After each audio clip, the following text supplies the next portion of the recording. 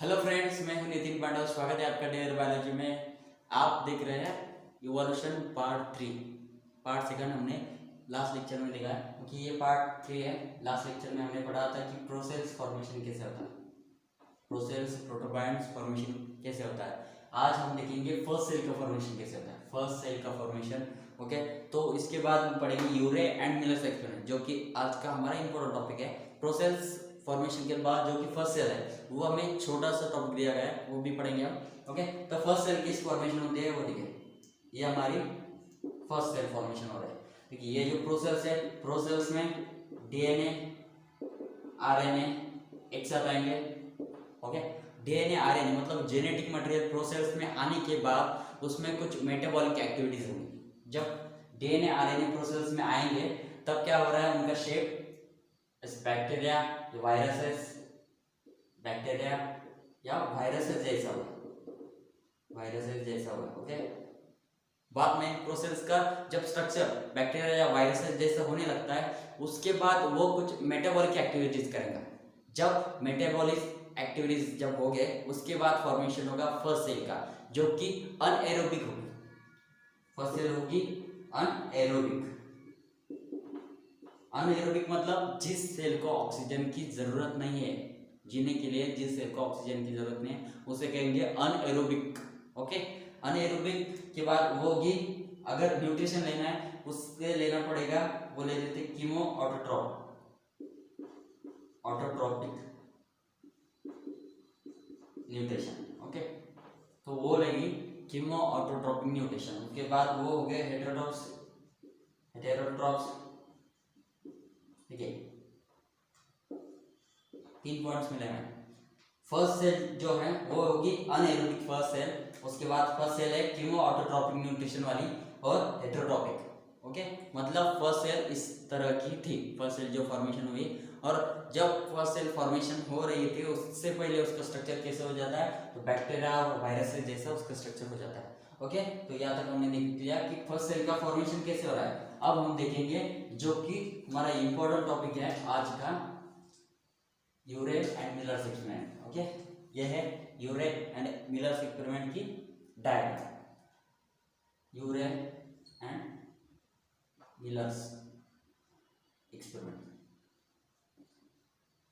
देखिए, जो कि केमिकल इवोल्यूशन ऑफ लाइफ है, केमिकल इवोल्यूशन थ्योरी जो है ये दी गई थी ओपेरिन द्वारा।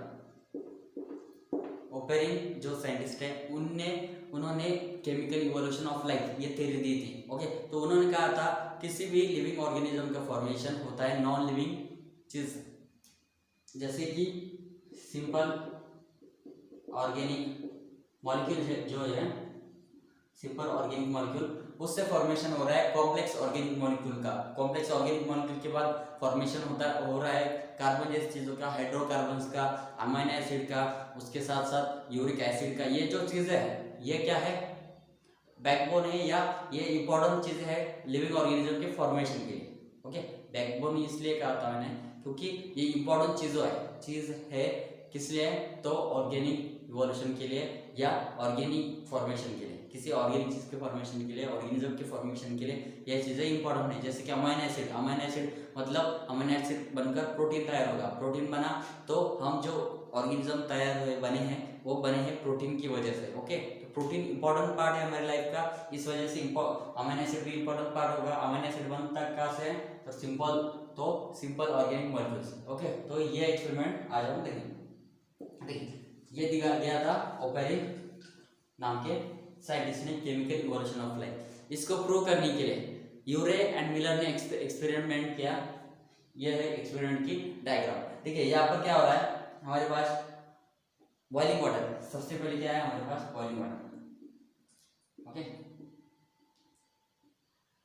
ये ऐसी स्थिति बनाई गई है जैसे कि पुराने जो एटमॉस्फेयर था, जब लाइफ का फॉर्मेशन होने लगा था या होने से पहले का जो एटमॉस्फेयर था, वैसा एटमॉस्फेयर या बनाने की कोशिश की गई है साइंटिस्ट द्वारा। ओके, ठीक है, समझे, जो कि एटमॉस्फेयर था फर्स्ट, उसमें क्या था, सिर्फ वाटर प्रेजेंट थी। ओके, और हीट, इलेक्ट्रिक स्पार्क्स, जैसे कि हमने यहाँ पर स्पार्क देने की कोशिश किया, वो ऐसी चीजें साइंटिस्ट ने देखी है कि फर्स्ट एटमॉस्फेयर में क्या क्या चीजें होती थी, क्या क्या नहीं थी। इस वजह से उन्होंने एक एक्सपेरिमेंट तैयार किया। उसमें हमारे पास बॉइलिंग वाटर है, उसके बाद ये वैक्यूम पंप है, ओके। और जो कि एटमॉस्फेयर में गैसेस थी, पहले एटमॉस्फेयर में जो गैसेस थी, या मीथेन, अमोनिया, वाटर और उसके साथ साथ हाइड्रोजन, ये है 1:2:2 के रेशो में। ये याद रखिए, इनका रेशियो क्या है 1:2:2, ओके। ये हाइड्रोजन नहीं भी ऐड किया कोई बात नहीं, तो ये तीन चीजें जरूर है 1:2:2, ओके।